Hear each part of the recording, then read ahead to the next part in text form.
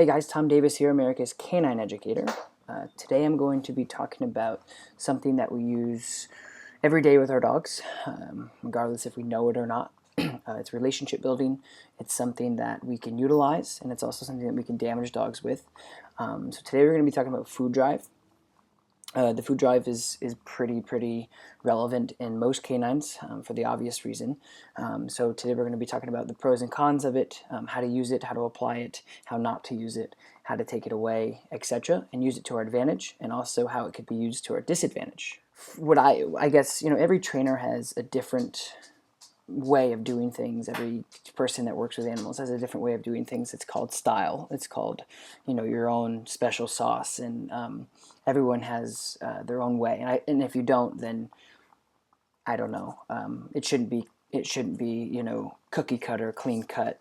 This is the only way to do things because they're animals, and that's just not how it works. And so today we're going to be talking about food drive and how I use it. How I've learned to use it over the last couple of years. And so the first thing is it's great for teaching a new behavior. Little bit of food, rewarding at the right time to teach that new behavior, like a sit or a heel, or even something fancier, like a place command, or the dog going in between your legs, or whatever it may be. But marking that command verbally and also rewarding with food brings high reward, which makes the dog want to repeat and do that continuously because they're working for that food. I always use food for, like I said, new behaviors, teaching a dog how to do a new behavior: sit, stay, wait, heel, anything fancy, anything like that. Because like I said, it just brings that high reward to the exercise, and the more positive reinforcement, like food, you bring into the exercise, into the new behavior, the longer you can do it with the dog, because they want to continue to work for that food, especially if you have a high food drive dog, and B, the more positive reinforcement you add to teaching something new, the less stress and the more exciting and the more beneficial it is for the dog in the long term of knowing that behavior and minimizing stress. So I always use it for puppies. I use it for teaching a new behavior, and those are all great things to use food for. But one of the most important things I want to talk about food, and when you're using food to teach anything, you have to use marker training. You don't have to, but I would suggest it. I've had a lot of success with it, and I know a lot of you out there are wanting to get better and learn new things, and so I'm just putting my 2 cents in about this food drive thing. And so using markers to reward the dog at the right time. So if you're working on a sit, we're going to use sit because it's universal. Everyone understands that. The dog goes into the sit right when the dog's butt hits the ground. You say yes or good, but you choose one. Don't continue to use different things, because you have to stay consistent. And I use yes, and because it's universal, and when I'm teaching my clients, it makes sense. Yes. Excuse me. So when they do the command, yes, good, you do food drive, and then after that, what you'll do is you deliver the food immediately, because if you don't, then your timing will be off, and you could still probably get the command down, but making sure you're tying in your verbal marker, yes, or good, whatever you'd like to use, with your food command and with your food delivery is crucial to that whole process. And we're going to talk about that here in a minute, but making sure you deliver the two at the same time. So yes, good, in a positive tone while you're delivering that food is really, really important. So you ask the dog to sit, they sit, their butt hits the ground, deliver them that food as soon as they do the command, and say your marker, which would be yes or good, whatever you want to use. The other important things, I'm going to touch base back on food delivery and verbal markers in a minute, but one of the other things that I want to touch base on is making sure you're not delivering your food or your verbal marker too early. And this is all food drive stuff. So if you don't use food, then this video isn't for you. Or if you want to try to use food, this video is for you. Or if you do use food, this could help you in the future. And so when you're doing this, you have to make sure you're delivering the food and you're saying your verbal marker the minute the dog does the exact thing. And so I have found that a lot of dogs are getting away with certain things because we're delivering our good and our food too early. So then what happens is the dog only learns what we provide. And so the information we provide is the only information the dog receives. And so when the dog starts to sit, right, and we reward in yes before their butt hits the ground, which is where we want them, then we're training them and we're conditioning the dog to kind of halfway go down. And so what that does is it conditions the dog to half-ass the sit, basically, is what happens. And so then we wonder why all of our other commands are half-assed, because we're rewarding the dog too early. And so the dog goes off tone, and the dog goes off, our food reward. So you ask the dog to sit, and they're almost there, and then we reward them. They're only going to do half the work. It's kind of like if you had a 40-hour job and you had the option to only work 20 hours but get paid the same, well, you're always going to opt out for less work and still get paid the same. And so when you're paying the dog, make sure that they're actually in the position you want before you deliver the yes marker, the good marker, and your food, because then that will go down the line in the future of the dog getting away with sloppy stuff, only because you're conditioning the dog to do that. So it's actually not their fault, it's yours. So that's another big key part in doing any marker training or any food delivery training. But for food, definitely make sure you reward the dog fast and at the right time, because you're conditioning the dog, and then it's muscle memory after that. So you ask them to sit and they're not all the way down and you reward them. Why would they do more work if they're getting their reward early?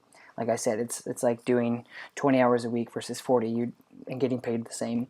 You'd always want to opt out for doing less work for getting paid the same. And so make sure that when you're delivering your food, it's at the right time. So the reason why it's so important is because when you're delivering that food, right? So you're delivering the food, yes, boom, right when they do it, awesome. And you do that consistently, and then you get the behavior you want. It's much like clicker training. Clicker training to me, in the psychological portion of conditioning, is just the same as marker. There's a sound and there's a reward. Classical conditioning, sound, reward, sound, reward, sound, reward, sound, yes. And so every time the sound goes off, they get rewarded. And so when they do something right, click, they look for that food. Click, they look for the food. It's conditioning. It's a great tool. I just don't like carrying around an extra piece of equipment as if I don't have to.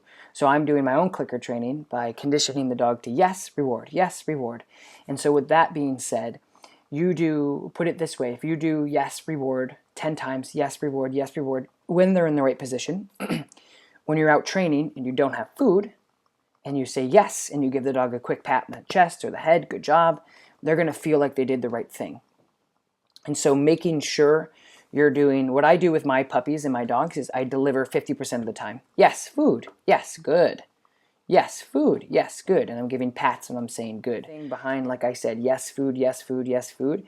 I do it 50% of the time, so that way the dog understands yes is a good thing. So if you say yes and they look up for food and they don't get it, you still give them a good boy, good girl, and they're still getting paid verbally.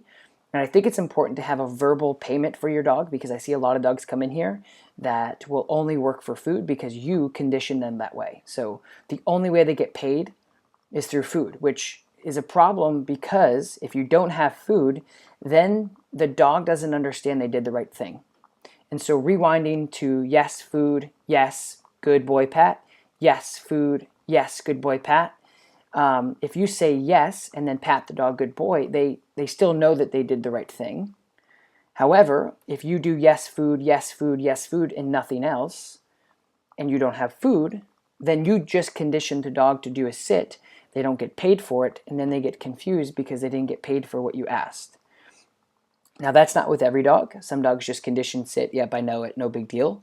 But when you're teaching a dog a new behavior and you're paying them each time with a certain thing, and then you ask them to do it without that thing, and you can't deliver it, then it confuses the dog a little bit, and it becomes a frustration thing for the dog because you're asking them to do it and they're not getting paid for it.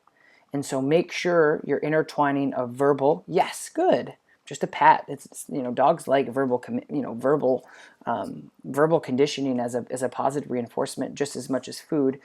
Maybe not for some dogs, but or tennis ball. It doesn't matter. But when you're doing your reward, make sure you're also conditioning the dog to understand that your yes or your good is just as important and is just as satisfying as the food. Because if you get out into the field or you're anywhere else, like a recall, so if you have a recall with no food, then the dog might run away again. And so make sure that you give the dog also a verbal positive reinforcement, so they understand that if you don't have food, they're still doing the right thing. Because you're not always going to have food, and you always shouldn't, because it's really, really relationship building for you to tell your dog good boy or good girl, and give them some love.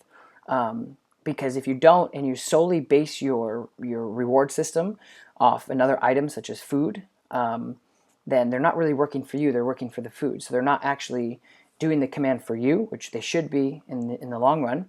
They're doing it for the food. And the problem is if you don't have the food, A, they don't want to work because you don't have the payment, and B, they're not really working for you. So if they know you don't have food on them, the command doesn't mean anything. And so make sure when you're conditioning, you're also rewarding with something else.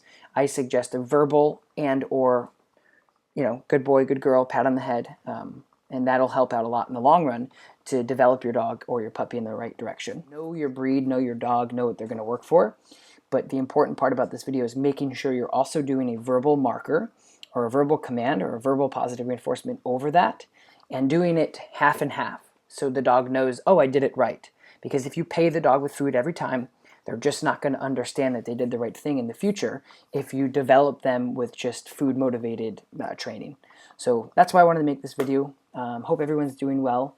We're probably going to set up a couple trainings here in the near future to do some live shots, of me actually working some dogs in real life. But I wanted to put this video out because I was thinking about it yesterday, and I said it's great information for people who are using food, or there's always the discussion of what methods do you use. And I think food's a great method. You just have to make sure that they're not solely working for the food; they're working through you to get the food, and that's the important thing. And also making sure that you're using your verbal cues, because out in the field when you're training, you don't pay the dog correctly, they get frustrated and they don't understand that they did the right thing. So I will talk to you guys in a little bit later. Peace. So if this video was helpful to you, or do you think it'd be helpful to your friends or family, please share it with them. Don't forget to subscribe to my YouTube channel below. You can work with me, America's Canine Educator, online at www.americascanineeducator.com, listed below. You can join my online portal, work with me every single day, and travel with me. Grow your dog business, work at wolf sanctuaries. Most importantly, fix your dog problems. I've had a huge success rate online by FaceTiming people, and it's just been incredible. I honestly didn't know how it would work at first, and I got to tell you, it's just as easy to train a person how to train their dog via FaceTime and help them out through video.